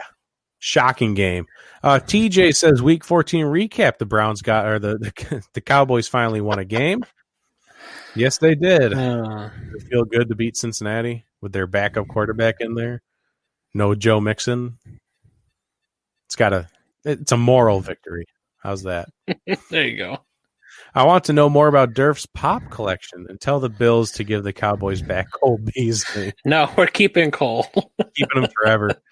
Pay him whatever he wants. He ain't going anywhere. Yeah. What do you got for pops back there? Let's see here. Well, I only have 7 right now. I asked for some more. America. Yeah, so I have. Let's see here. Obviously, Josh Allen. Oh, there's a Josh Allen pop. Okay. Then we go Ron Swanson from Parks and Rec. Very nice. Then we have Star-Lord from Guardians of the Galaxy. Because, it's like my second favorite movie-ish on Marvel. Although he ended the universe by punching Thanos, okay, that's fine. He's a good dude. Yeah. Let's see. Then we go to Civil War edition of Captain America. Ooh. Then nice. My bottom 3 here are Justice League Flash. Okay. If I had to pick a DC character, he's kind of the guy I go to. I don't know why. I like that storyline. It's pretty good. Then I have the original Captain America outfit. And then on the far right, I have Simba from The Lion King. Simba from Lion King? Yep. I was wondering what the yellow was. I was trying to figure it out. Yeah. I thought maybe it was Pikachu for a moment. No. We went Lion King there. All right. So I think that's the first time we've ever covered your pop collection on this show. I think so. Hopefully in a couple weeks I'll have maybe 1 or 2 more there. Ooh. I've always thought about it, but that's a rabbit hole I don't want to go down. Because I know as soon as I start, I won't be able to stop. Because I've looked at them before. It's tempting. So tempting. very specific about which ones I get. So, Like, see, I saw one that's Captain America with the half shield with Mjolnir. uh-huh. God, I wanted that so bad. So good. So good. The Titans beat the Jaguars. I mean, Derrick Henry, this is what we've been talking about a couple weeks here. Mm-hmm. Derrick Henry's just doing what he does late in seasons. He did it last year, and he's doing it again. 215 yards on 26 carries, 2 touchdowns. A.J. Brown had a really good one-handed touchdown catch. It was really cool. And he also had 112 yards to go along with that. And I have to admit that I hate being wrong, but the Titans can 100% get a playoff spot this year. And the way they're playing right now, if Derrick Henry can indeed play as well as he did last year at this point in the season, there's no reason why they couldn't get back to the AFC Championship game. They can do whatever. Like Derrick Henry, he'll just do what he wants at this point. This is just how he performs late in season. He just has a body that don't quit. I don't understand. I don't know how it works, but dude's got Michael's secret stuff over there if you watch Space Jam. Yeah. I was just looking at, Henry's stats here. He's averaging 8 yards a carry. Yeah. So he's almost getting a first down every time he runs the ball. TJ's got to go. Dinner with the family. Have a great show. Cowboys Super Bowl champs 2022. Okay. I was on board with 3 out of 4 of those sentences. That last one, you lost me. Have a good dinner. See you later, man. Yeah. But that's like, if you think about the way Derrick Henry runs, let's say he just runs up the middle, just for fun. Let's say he just runs up the middle. He runs into the pile. So let's say he gets a 2-yard gain just by running straight. Mm-hmm. His body then creates a shockwave that pushes people back another 2 yards. So that's 4-yard gain. And then let's say he just gets, most running backs just get stood up right there. Mm-hmm. Derrick Henry's a god among men. So he kind of he doesn't get stood up. He keeps churning forward for, let's say, just another yard or 2. And then when he's going to the ground, he falls forward and reaches the ball out. 8 yards every run. That's what he's doing. That's just up the middle. The dude's unstoppable. And I hate being wrong. I'm not a guy. I'll admit when I'm wrong. I just don't like being wrong. Yeah. Hey, Jay's in the chat. Beer's in the chat from Jay. Nice. Welcome to the show. I think I see a Cowboys hat in that profile picture. Maybe. It's a star. I can see a star. I'll pray for you. One Cowboys fan just left and one entered. Yeah, the Titans are a really good football team. Oh yeah, I think they would. They're looking at the fourth spot right now in the playoffs. So they got the tiebreaker with the Colts. Yep. So that'd be interesting to see what the wild card ends up being there for sure. So right now they'd be playing the Browns at the 5 spot. Browns at 5. Wow, what a game that would be. 2 average quarterbacks going at it, but a couple of very good run. Nick Chubb versus Derrick Henry. Mm-hmm. What a game that would be. Oh, wait, we already saw that. We did. But it would be a playoff game, so it'd be even better. What a sight that would be to see it in the playoffs, not the regular season. There we go. We just got to reword it a little bit. Mm-hmm. Speaking of the Colts, I think this is probably why the Raiders fired the defensive coordinator. Yeah, I think so. If you have Jonathan Taylor, a rookie, run for 150 yards and 2 touchdowns on you, and then let the dinosaur Phillip Rivers throw an extra 2 touchdowns, yeah, it's probably time to figure out a new strategy. Mm-hmm. I mean, they dominated the game. It was kind of close for a little while, and then Derek Carr throws a pick 6, and then things just started unraveling around the third quarter for the Raiders. Mm-hmm. And we talked about it earlier. Josh Jacobs, I strongly believe he's not 100%. He's being forced out there while they try and make a playoff push because they're on the outside looking in and it's not looking good. Derek Carr threw 2 interceptions. I feel like it's falling apart, like you said before. I'm done with the Raiders for the season. I said that earlier. Kind of just over them. Don't want it no more. The Colts, I'm still not sure. We're heading into week 15. I still don't know what the Colts are. I have no idea what to think of the Colts. Maybe that's what they are, though. Maybe we're just not supposed to know what to think of the Colts, and they just go out and do things. Well, they're probably a good team, but I have bias because I said they're not going to be good, so I'm trying to stick to my guns. Yeah. But they're looking decent. T.Y. Hilton had a heck of a game. Go Sports. Ryan Francis, go Sports. Indeed, go Sports. Rob Lowe over here. I don't want the Colts to be good because I don't want to be wrong again. But, yeah, it's not. They did well. They performed well this season. They beat the Titans in one of those games. They split the series with the Titans. Yeah. I feel like it's a good game here, a good game there, a bad game there. You know, they're just kind of all over the place. Yeah, it doesn't seem like they're not consistent enough yet. And did Philip Rivers sign a 1 or 2 year deal? I think 2. Was it 2? I think so, but according to Frank Reich, Philip Rivers has like years still. Oh, Jesus. I don't think it's plural, but you know, I think Frank's a little on something there. It's not plural, it's singular. I like the hot take that Carson Wentz could be a Colt. Follow Frank Reich. Get out of Philadelphia. He would probably play 10 times better. 100%. He loves Frank. I feel like that'd be a good fit. But it's just a matter of if they keep riding with Phillip or not. That's a big gamble to take. The way Carson's been playing, he's injury prone. Philip Rivers might not be the greatest quarterback, but at least he's, you know, he brings stability to the position, I guess I'll say. Right. You know, you put him in there and it's like, all right, we got Philip Rivers. He's been playing for like 17, 18 years. Like, we have Philip Rivers. Like, you're pretty secure at that position. But he is getting old. The Seahawks beat the Jets 40-3. The Seahawks put their backups in with about 2 minutes left in the third quarter. And the backups, I mean, when I'm talking about backups, the entire team was backups. I mean, running back, quarterback, offensive line, no starters played.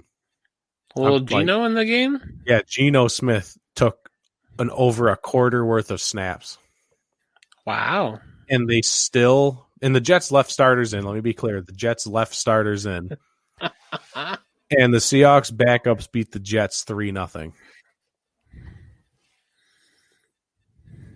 That's all I got to say about that. I mean, there's nothing else you can say. I mean, it's a game that happened. It happened, and the Jets are just 0-13 now. Yep. God bless Jets fans. I'll pray for you. I found this one interesting. Yeah. I think the score doesn't completely do it justice because the Lions would have had the onside. They had the onside kick. They had like 3 seconds on the clock. The Green Bay Packers beat the Lions 31-24. Aaron Rodgers had 4 total touchdowns on the day, 3 passing, 1 rushing. But it's just whenever these two play, it just seems like the Packers can't break away. Like the Lions are not a good team. As much as some people might want them to be or think they are secretly a good team, they're not. All right? They have a lot of injuries this year, especially like their number 1 wide receiver hasn't played all year. But the Packers always seem to struggle when they play them. Like wasn't it just last year? The Packers never had a lead until the game was over. They kicked game-winning field goals last year, both games. Yeah. It's just weird. But Devontae Adams, Aaron Rodgers, best quarterback, wide receiver tandem in the league. No debate. Josh Allen and Stephon Diggs are very good, but they're not quite. They're not quite there yet. Nah. Not even going to argue with it. Rodgers Adams is a great QB wide receiver tandem right now, and they're the best in the league right now. But Josh Allen and Stephon Diggs are going to put, they're going to. It's there. They're right there. Yeah, I mean when Rodgers throws, it's like their brains are connected. Mhm. Rodgers throws that ball, and Adams is just like, "Yep, this is where I'm going to get it. Like, it's got to be in this spot. Like, I know exactly where he's going to throw, even if it's a scramble. Like, he knows I want to go over this way. Like, they're intertwined. It's beautiful what those two guys can do together. It's a touchdown and over 100 yards every game. It's every game, and defenses know that's what's going to happen. Defenses know it's Rodgers and Adams, but they can't stop it. No one can stop it. It's nuts. Careful, you might hurt my boy Allen's feelings talking crap about his Lions. If Allen was in here, I guess you're some strikeout beer fans as well. Nice. If Allen was in here, he could defend his Lions, but he's not here, so I don't know what to tell you. They had a couple of good touchdowns. I mean, I saw highlights I saw, but it's just the Packers. It's a rabbit hole I don't want to go down with the Lions. Even when the Lions had their 0-16 season, like they were in a lot of those games. Like they were probably the best 0-16 team there has been. There's only been two actual 0-16 teams. There's been a couple of winless teams, but between the Browns and the Lions were the better team. They had a lot of close matchups in that season. Like one possession games were a lot of their losses in that 0-16 season. That's just how they've always been. Granted, they can win a few of these years, but they've always been that team that just can't close out games. They're just missing that, because they finally got a running game this year, but Matthew Stafford and Kenny Golladay haven't been healthy. And now their defense is missing a lot of pieces. They got rid of Darius Slay. They have a lot of missing pieces on defense now. There's always something missing. Always. And it's got to be frustrating for Lions fans. I get it. Oh, I'm sure. Oh, the Saints beat the Eagles. Or nope, that's wrong. The Eagles beat the Saints.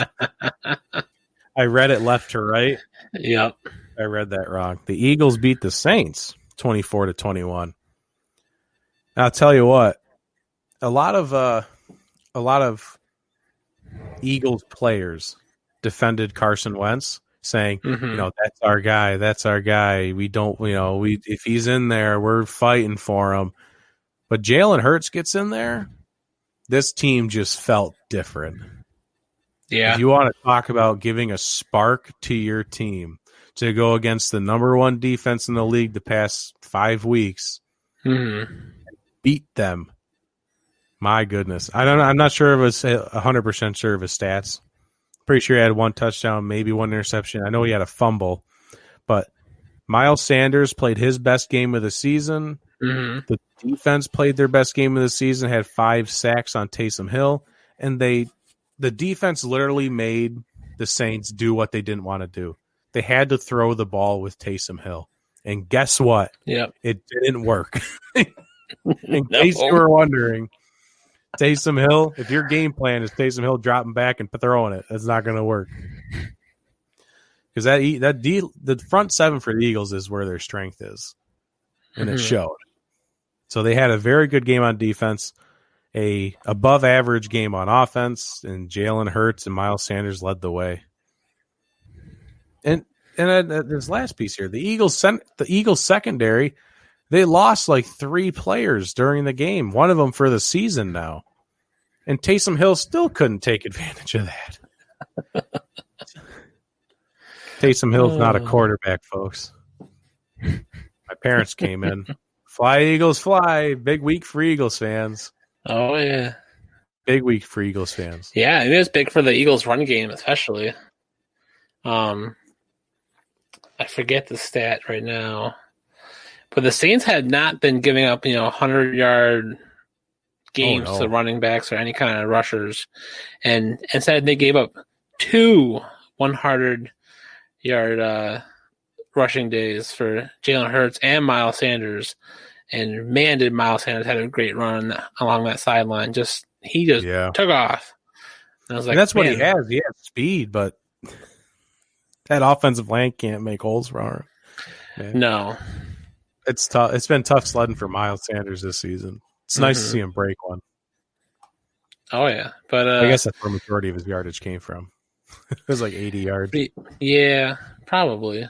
But I think I don't know. I think it's it's a great spark for the Eagles right now because clearly Jalen Hurts has more upside than Carson Wentz does right now, and I hope they ride with Jalen Hurts the rest of the season.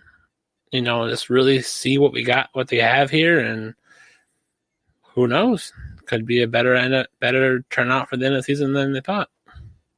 You gave Carson Wentz his fair shake. Mm-hmm. You've given him 3/4 of the season, and he's done nothing with it. Mm-hmm. There's no reason to put him back in anymore. And Doug Peterson tried trolling us. He said in his post-game conference, I don't know who the starter is moving forward. I have to evaluate. Yeah, like less than 24 hours later is Jalen Hurts was starter for the next week. Like, let's calm down, Doug. Your team just beat the Saints. We know who the starter is moving forward. The Falcons at the Chargers. This one brings me back to when the Bills played the Chargers.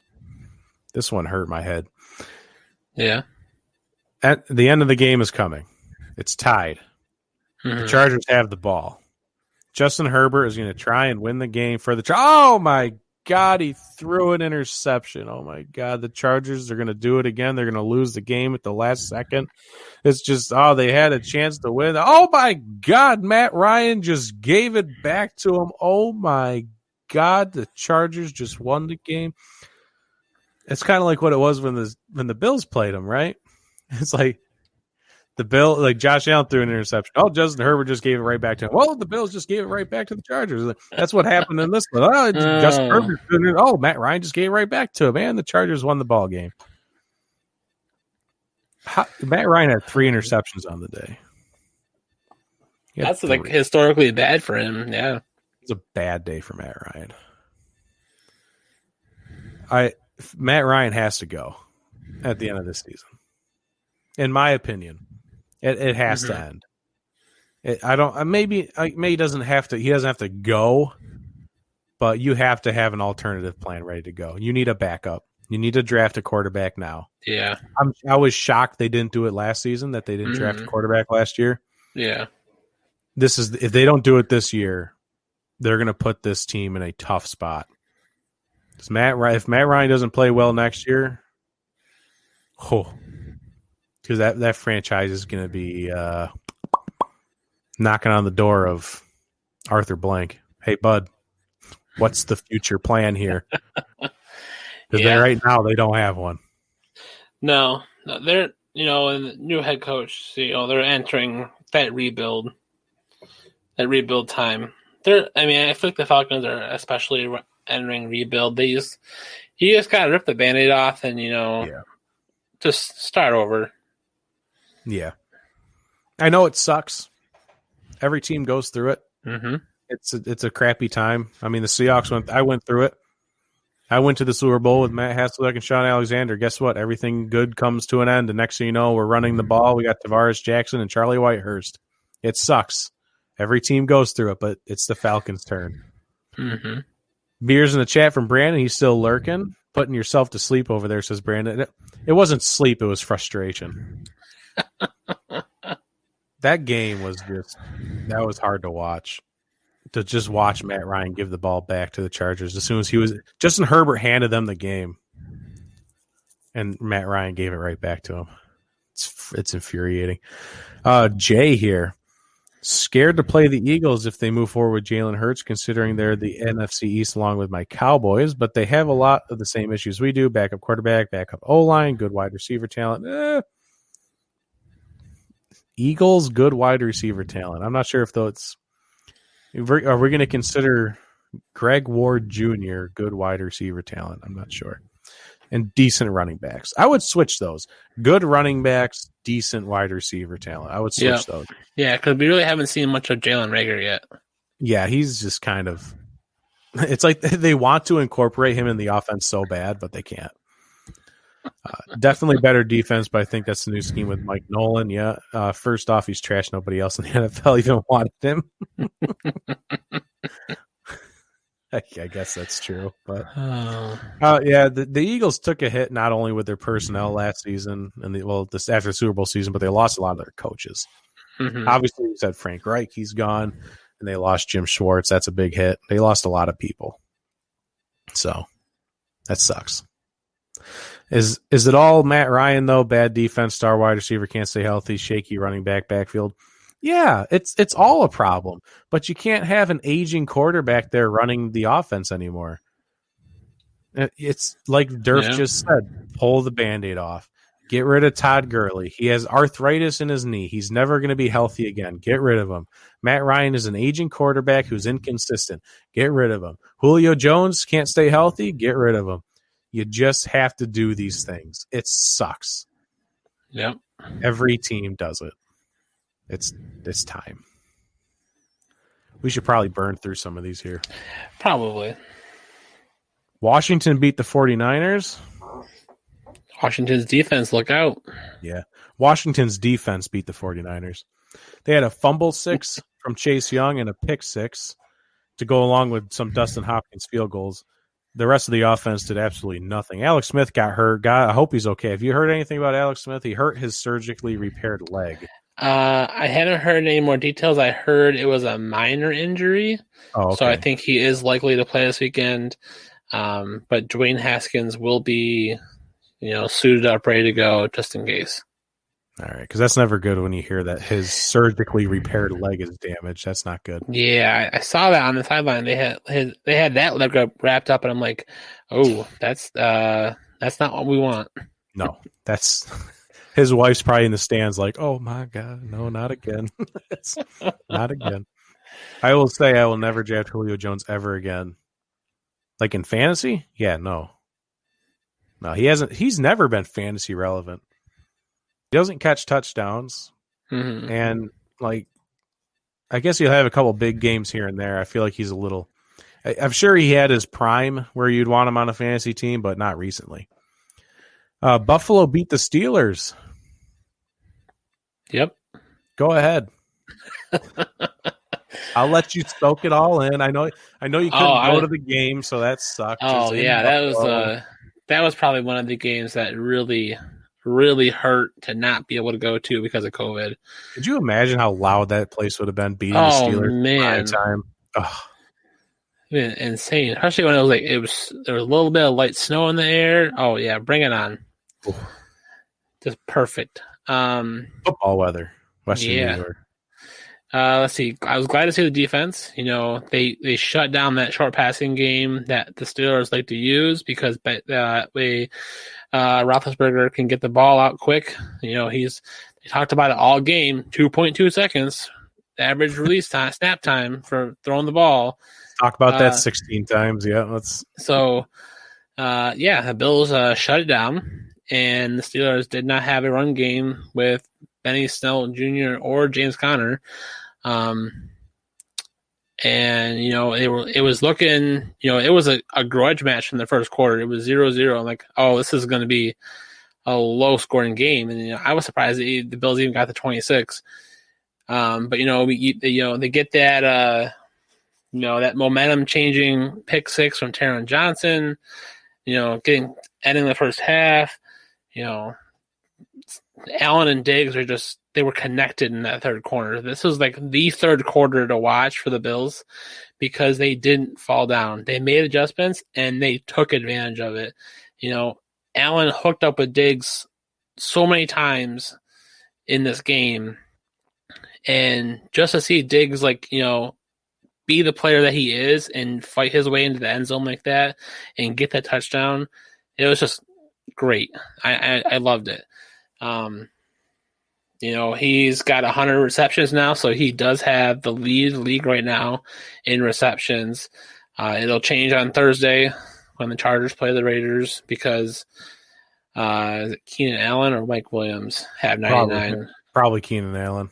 Yeah, Keenan Allen has 99 right now, so that'll be a back and forth. We'll see for the rest of the season probably, but this Bills team is coming into prime form at the prime time right now, and it's just great to see them, on national televised time slots and just play well. I haven't seen that in years. We saw the Cowboys last year on Thanksgiving, and this year, it's just been great, and I'm just soaking it in and enjoying the ride. Enjoy it while it should go on for a while. You'd like to think. Yeah. Hopefully, there's really, I don't want to say there's no end in sight. There's always an end, but this is just getting started. It feels like for the Bills. Yeah. It feels like the team's generally young. Mm-hmm. They should be able to keep it together. Yeah. It's dangerous. And then the Ravens beat the Browns. Lamar Jackson had to poop. And then Trace McSorley. How's that? That's got to, Trace McSorley comes in for a pooping Lamar Jackson and tears his ACL. No, it wasn't a tear. Oh, it wasn't? It's just a mild sprain. Oh, okay. Well, so that's good. Trace McSorley will be fine, but he still gets injured because Lamar had to go poo. He says he's not pooping. I'm not buying it. There's no way you run like that into the locker room in the hallway, and you're not doing that. I'm not buying it. I'm not buying it. He says he had cramps. Yeah, those are bowel cramps, bud. Yeah, I'm not buying it. You can't fool me, Lamar. There's no defense in this game. No.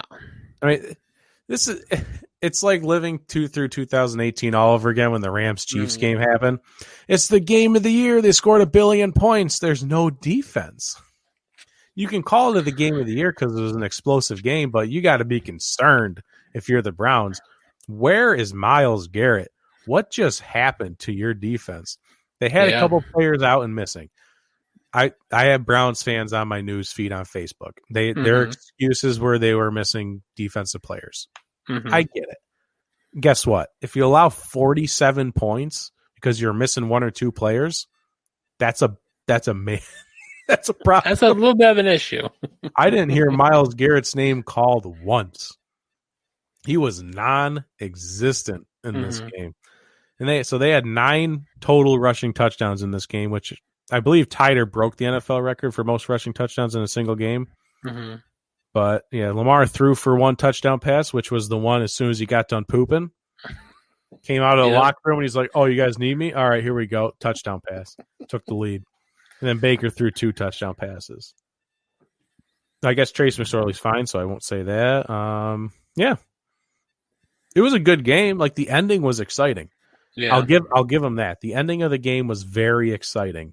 Justin Tucker hits a 55-yarder like it's his job, which it is his job. Best kicker to ever be.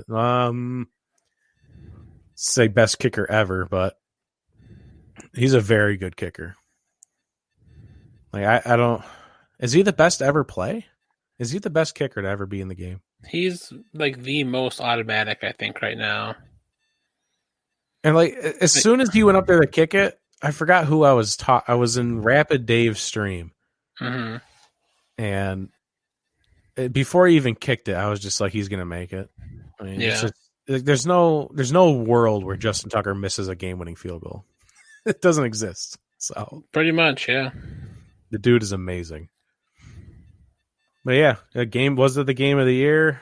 Maybe. I guess it was exciting. I'll give you that. I don't know if I thought some of those Seahawks games at the beginning of the year were better than this one. The one where the Seahawks won it last second against the Vikings, the defensive stand against the Patriots, that was a very good game. Mm-hmm. But this one had a lot of points, so I guess this one makes it. I guess this is game of the year. I don't know. Sure, why not? All right, let's do some predictions to wrap up the show. Yeah. Hopefully I don't have to go anywhere by the end of this one. I don't have to run away. All righty, Thursday Night Football, Chargers at the Raiders. This one could end either of their seasons, I think. Yeah. Either way, if the Chargers or Raiders lose, I believe this will be the end of their season because the Raiders are at the 9th spot.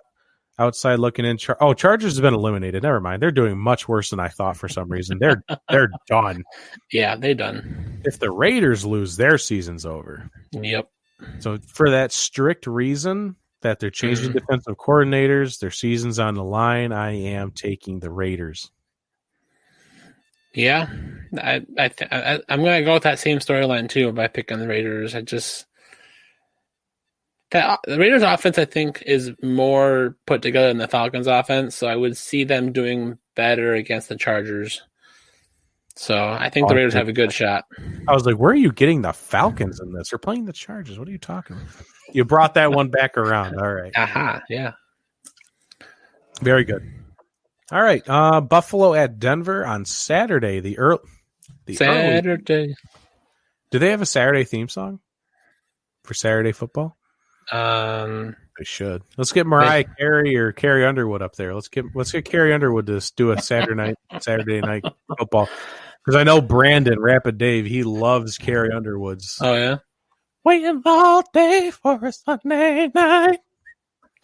Brandon loves that. If he's still lurking, he loves that. I'm taking Buffalo. Easy peasy.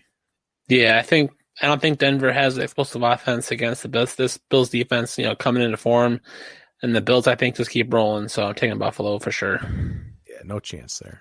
No chance. Sorry, buddies. Carolina at Green Bay. Yeah. Christian McCaffrey looks like he's still not going to play. Take the Packers. Mm-hmm. In Green Bay as well. In Green Bay, in the cold. So, yeah, that's Packers there for sure. I love these easy ones. Yeah. Tampa at the Falcons. I doesn't this just seem like the one that Tampa will lose? It does have that, let your guard down upset alert kind of feeling. I feel like the Falcons have the ability to bounce back after that loss and beat their division opponent. But then again, Tampa's still fighting for that playoff spot. Mm-hmm. They kind of need it. It's Tom Brady time. Let's pull the offense together. Let's get going. I'm taking Tampa. I tried to talk myself out of my own pick, but no, I'm taking Tampa. No, I feel pretty good with Tampa over the Falcons. So, all right, good to go. All right, fine. I tried. 49ers at Dallas. This is a tough one. It is. It's a game that almost doesn't matter. To a degree, I mean, neither one of these teams are going to be successful this season, whether they make it to the playoffs or not. Mm-hmm. I think the 49ers offense has a better shot at succeeding than the Dallas offense does. Yeah. That's where my pick for the 49ers kind of goes. Is Raheem Mostert healthy? Last I knew, yes. He came back into the game. He got injured for a moment, but he came back into that game, didn't he? I think so. All right. With Raheem Mostert healthy, I'll take the 49ers. And they're not playing Washington's defense. They're playing Dallas's defense. True. Which Dallas's defense isn't as good. So, 49ers. Sorry, Jay. Run CMC. Biggest running back fantasy bust of this year by far. Yeah. Besides Saquon Barkley, yeah. Yeah, I guess. Saquon. That's one injury, though, too. That's not. Right. CMC, pulls at your heartstrings. He'll be back this week. And then he gets injured mid-game. And, he just kind of screws with you, Yeah. Saquon tore his ACL. He's out. All right, we'll just drop him and replace him. CMC's been on everyone's roster, hoping he just comes back at some point. Yep. All right, here comes the fantasy playoffs. Maybe he'll play this week and save my season. Nope, probably not. He's just kind of been screwing with you this whole time. Mm-hmm. So, yeah, definitely by far CMC. The Lions at the Titans. Okay, the Houston. Titans said Derrick Henry should have a field day here. Yeah, I'm going to go ahead and say they'll be just fine. It's that Titans team. I'm going to take the Titans there. Houston at the Colts. Houston just let the Bears score 36 on them. So the Colts should have no problem playing Texans again in recent weeks. Yeah, because they just played 2 weeks ago. That's true. Mm-hmm. Yeah, I'll take the Colts. I'm fine. I'm very comfortable with that decision. Yeah. The Pats at Miami. I wanted to make this a bigger deal than it probably is going to be. Yeah. But Miami's defense Yeah. As soon as I reminded myself that Miami's defense is a top 5 defense, Cam Newton's going to have a bad time. And usually the Patriots have a historically bad time in Miami. No, that's very true. So I'm going to go ahead and take Miami and be pretty confident about that. Yeah, I don't know why. I'm just feeling more Miami than picking the Patriots here. But if you ask my wife, she says under this roof, you never pick for the Patriots, even if you lose a bet. We always pick against the Patriots. So I'm following the rules and picking the Dolphins. All right. I get it. That's fine. I completely understand. This is an interesting one. This is our first actual interesting pick here. The Bears at the Vikings. That's what I reckoned. That's what Siri reckons. What Siri reckons? Siri, shut your mouth. Bears at the Vikings. I am taking the Vikings because I think the Bears are frauds. I don't think they're going to do that 2 weeks in a row. Okay. With the exception of Dan Bailey and what he did, the Vikings offense is still pretty good. Dalvin Cook still rushed for over 100. I'm not like going to run away and say I'm confident with this pick. Yeah. But my gut is telling me the Vikings should be fine at home. Okay. This was a Monday night game, I'm pretty sure. You got flexed out. Was it flexed out? Maybe. I have no idea. Because I remember picking the Bears last time, and the Bears almost had it. Almost. But I believe Nick Foles was playing for them then. Oh. So I think this Bears defense is playing a little bit better than what it was last time.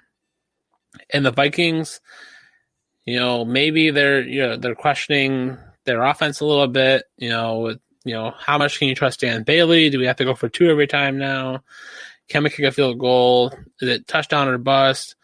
So that's where I'm kind of, looking more towards the Bears.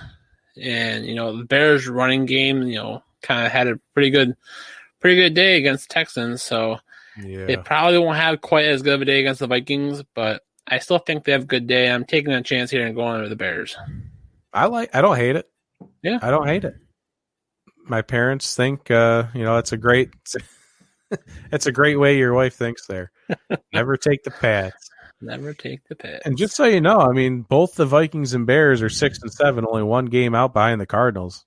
So that's 7th seed. So it's a big week. They both have something to fight for. Yeah. Seattle at Washington.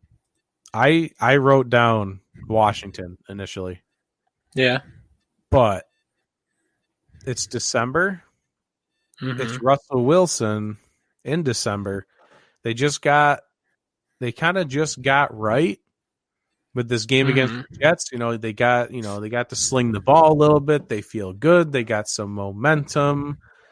They just know they have to perform. It's going to be a tough game. It's going to be low scoring. Whoever has the ball last is probably going to win. Mm-hmm. I'm going to take Seattle and have them riding that momentum train. All right. I'm not taking Seattle. This is for me is based on Washington's defense. I think they're going to be able to shut down Seattle's offense pretty well. Now, will Washington's offense be able to do anything against Seattle's defense? I don't know. Maybe. They seem to do okay against the Pittsburgh Steelers defense.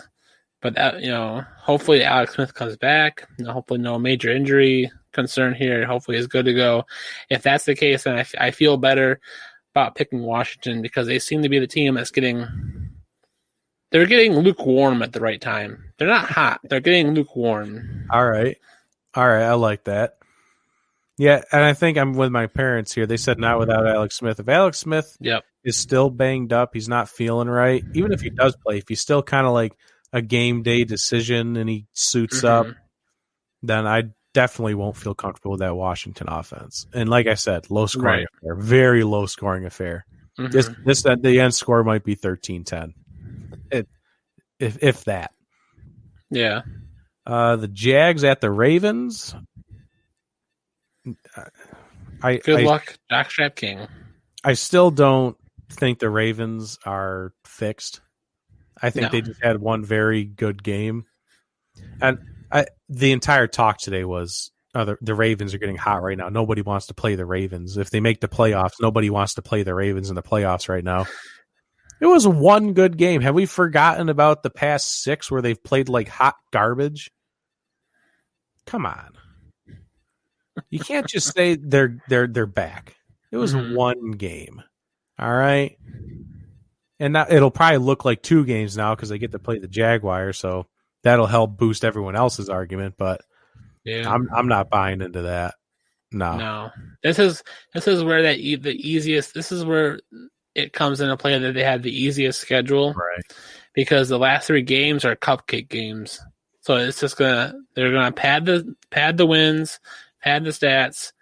They'll probably slip into the playoffs.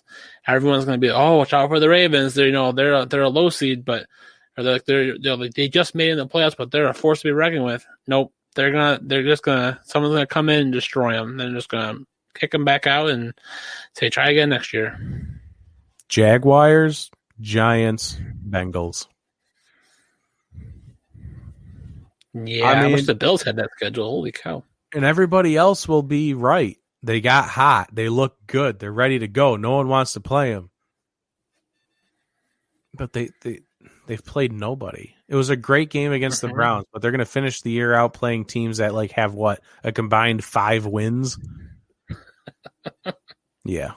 But I'm taking the Ravens for this game at least still. Yep. Yeah, me too. Jets at the Rams. Rams aren't giving the Jets those first wins, so Rams all day. Yeah, I think the Rams will be fine. The Eagles at the Cardinals. I liked the way the Eagles played last week. Mm-hmm. I still don't think the Cardinals are fixed, although they scored 26 on the Giants. It still wasn't a pretty 26. They needed a lot of help from the defense. Yep. I'm taking the Eagles because the Eagles got a good defense. So I think I think they'll be fine. Yeah, I guess. Yeah, I'm taking the Eagles right now. It's a little bit of concern for me still. The Eagles offense, how can they match up against the Cardinals defense? But then if you really think about it, they just played the Saints defense, which was, top of the league there for a little bit. So right. Yeah, I should probably feel better about the Eagles pick. All right. No, that's a good point. I didn't even think about that. Yeah, Eagles just got done taking down that defense. They should be fine with this one. Jay, is he the only person who thinks Russell Wilson's going to tear a new one in that Washington football team's defense? You might not be the only one, but you might be in the minority. Yeah. Even I know that this is going to be an ugly game for Russ. It's going to be 6+ sacks on Russell Wilson. 100%. That's a guarantee. Mm-hmm. If it's, I could make that a bet. I bet we'll set the sacks at 5.5. Over under 5.5 sacks. I'll take a pie to the face. 5.5 sacks. I'll take the over on 5.5. Durf's typing it into our notes. Are we going to do pie to the face? 5.5 sacks. All right. You want to do that? Sure. This is our first real bet. You're taking the over or the under? I'm taking the over. All right. Well, I'll take the under then. You're fine with the under? Only if you're fine with the under. You don't have to take that bet. But if you're fine with the under, it's up to you. I mean, this doesn't have to be a thing. It doesn't have to be. I don't know. Or if you take the over and we're both wrong, we can both take a pie to the face. That's fine too. I feel like I want to take the over just because Chase Young. Okay. So we can both take the over. Yep. And if we're both wrong, we'll make a couple of whipped cream pies. There you go. Sounds like a plan? Sounds like a plan. All right. We'll write it down and everyone stay tuned for Monday, maybe Sunday, probably Monday evening. We'll probably take care of that. We'll see what happens. It's a little last minute to do it on a Sunday. We'll wait. Yeah. Chiefs at the Saints. The Saints had a rough week out. The Chiefs are the Chiefs. I'm taking the Chiefs. I'm fine with that. Yeah. As much as Patrick Mahomes looked rusty and or looked off, taking that 30-yard sack against the Dolphins, He'll be fine against the Saints defense. There's no doubt there. The Chiefs, they'll keep rolling. Yeah, I don't want to say the Saints season is looking rough, but I think they need Drew Brees back. I think it's about time for the return of Drew. The Sunday night football, the Browns at the Giants. Mm-hmm. Yeah, this would be a good little turnaround game for the Browns. Like, you can't even say turnaround game. Like, they had a good game. They just didn't get the win, I think. So I think they get the win. Yeah. They turn it around in the win-loss column this week, I say. There you go. Yeah, I think it's a good like, get back on track kind of game for the Browns. And then last but not least, Monday night football, Steelers at the Bengals. I'm assuming the Steelers end their losing streak against the Bengals, but God, I hope so. I don't know. I mean, if you want to, here we go. There's always one game that you never expect what's going to happen. If you want to pick one, here you go. Yep. A shocker in Monday night football. The Bengals over the Steelers. Oh. It won't be my pick. I'll take the Steelers, but yeah. Keep an eye out for that. Alrighty, and that's our show. Just a touch over 2 hours. Not too bad. But we did okay. I mean, our original goal was a 2-hour show, but if we go under 2 hours, we wouldn't be mad about that. No. Thanks for the interaction tonight. It was great tonight. Everyone that tuned in, thank you very much. Thanks for the likes. Thanks for the shares. Thanks for the comments. It was all amazing. If you're listening to this podcast and you got to this point, make sure you're following us on Facebook, Instagram, everywhere on social media, YouTube. Make sure you're following, liking, subscribing, sharing, all this stuff. Make sure you're flossing. So you can interact with us on social media. We love that. All the comments, anything. It's great. So we will be back next Tuesday. Because Mama didn't raise no bussies. Bam.